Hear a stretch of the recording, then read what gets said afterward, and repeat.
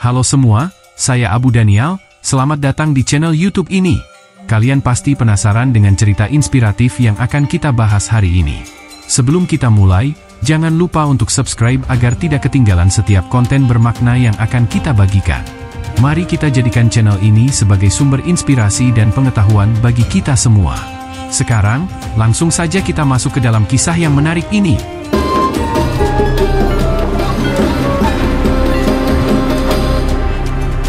Mu'adz bin Jabal adalah seorang pemuda yang tumbuh di Yatsrib ketika cahaya petunjuk dan kebenaran mulai menyebar ke seluruh jazirah Arab. Ia adalah sosok yang tampan dan berkarakter gagah dengan mata hitam dan rambut keriting dan langsung membuat siapapun yang ditemuinya terkesan. Ia sudah terkenal karena ketajaman kecerdasannya di kalangan pemuda seusianya.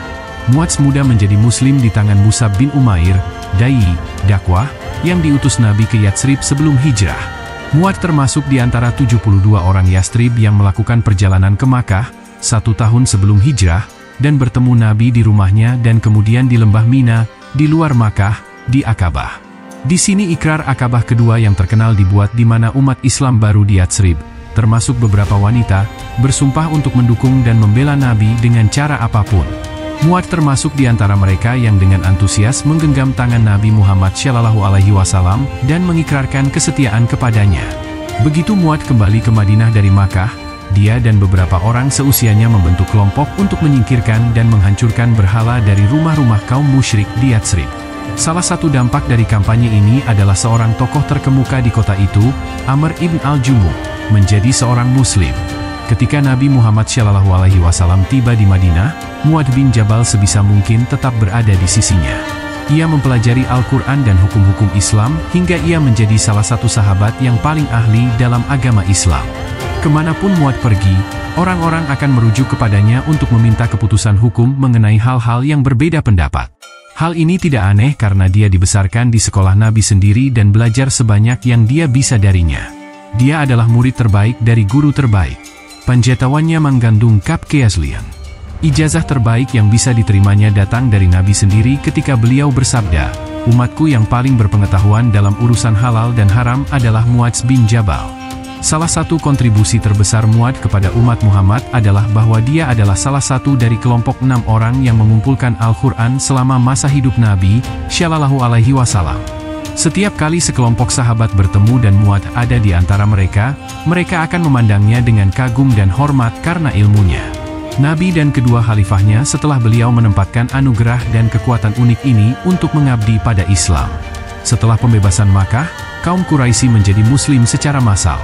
Nabi segera melihat kebutuhan kaum muslim baru akan guru yang dapat mengajari mereka dasar-dasar Islam dan membuat mereka benar-benar memahami semangat dan isi hukum-hukumnya.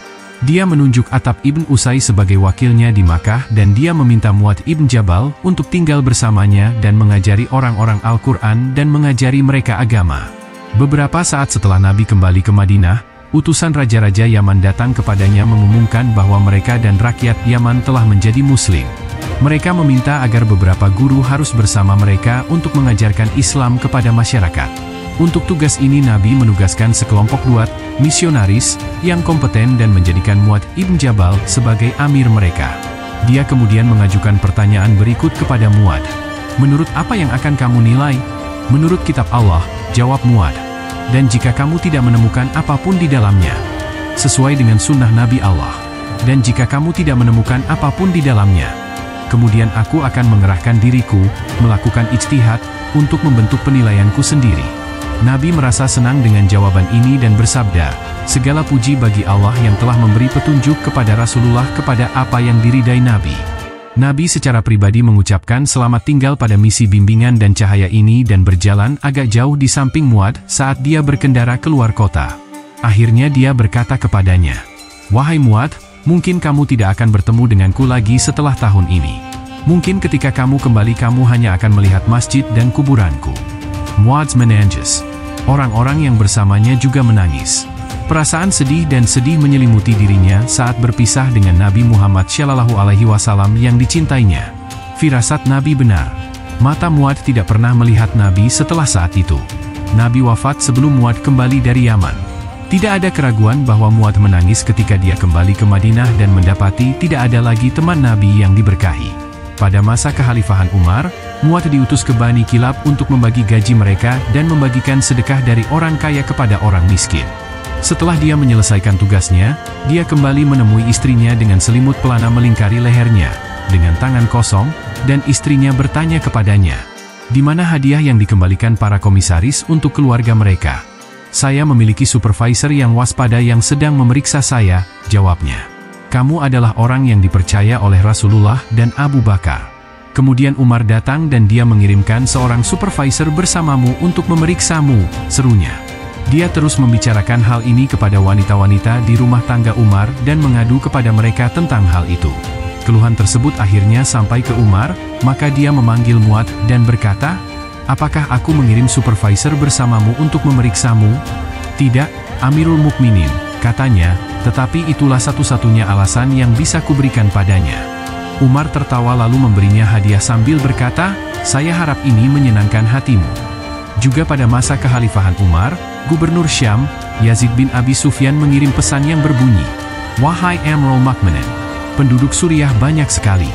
Mereka memenuhi kota-kota. Mereka membutuhkan orang-orang yang bisa mengajari mereka Al-Quran dan mengajari mereka agama." Umar kemudian memanggil 5 orang yang telah mengumpulkan Al-Quran pada masa Nabi, Shallallahu Alaihi Wasallam. Mereka adalah Mu'adh bin Jabal, Ubadah bin As-Samit, Abu Ayyub Al-Ansari, Ubay bin Kabupaten dan Abu Darda. Dia berkata kepada mereka, "Saudara-saudaramu di Suriah telah memintaku untuk membantu mereka dengan mengirimkan orang-orang yang bisa mengajari mereka Al-Quran dan mengajari mereka agama. Silakan tunjuk 3 di antara kalian untuk tugas ini dan semoga Tuhan memberkati kalian. Saya sendiri dapat memilih 3 dari kalian jika kalian mau. Tidak ingin mengajukan masalah ini ke pemungutan suara." "Mengapa kita harus memilih?" mereka bertanya. "Abu Ayyub sudah cukup tua dan Ubay sudah sakit-sakitan. Tinggal kita bertiga. Kalian bertiga berangkat dulu ke Homs. Jika kalian puas dengan kondisi masyarakat di sana, salah satu dari kalian harus tinggal di sana, yang lain harus pergi ke Damaskus dan yang lainnya ke Palestina." Maka Ubadah ibn As-Samit tertinggal di Homs, Abu Darda pergi ke Damaskus dan Mu'adh pergi ke Palestina. Di sana Mu'adh terserang penyakit menular. Saat dia hampir mati, dia menoleh ke arah Ka'bah dan mengulangi kalimat ini, "Selamat datang kematian, selamat datang." Seorang pengunjung telah datang setelah lama absen. Dan sambil menengadah ke langit, dia berkata, "Ya Tuhan, Engkau mengetahui bahwa aku tidak menginginkan dunia dan tidak ingin lama-lama tinggal di dalamnya. Ya Tuhan, terimalah jiwaku dengan kebaikan sebagaimana Engkau menerima jiwa yang beriman." Beliau kemudian meninggal dunia, jauh dari keluarga dan kaumnya, sebagai seorang dai yang mengabdi kepada Allah dan seorang muhajir di jalannya. Terima kasih telah menemani kita dalam kisah inspiratif Mu'adh bin Jabal. Kisahnya mengajarkan kita tentang kecerdasan, kesetiaan, dan keikhlasan dalam berdakwah. Jangan lupa untuk like, subscribe, dan tinggalkan komentar di bawah jika kalian memiliki pendapat atau ingin berbagi pengalaman. Untuk konten-konten lebih lanjut yang penuh inspirasi, aktifkan lonceng notifikasi agar kalian tidak ketinggalan. Saya Abu Daniel, dan kita akan terus mengeksplorasi kisah-kisah yang memotivasi dan memberikan pelajaran berharga. Sampai jumpa di video berikutnya, dan tetaplah bersinar seperti Mu'adh bin Jabal. Assalamualaikum warahmatullahi wabarakatuh.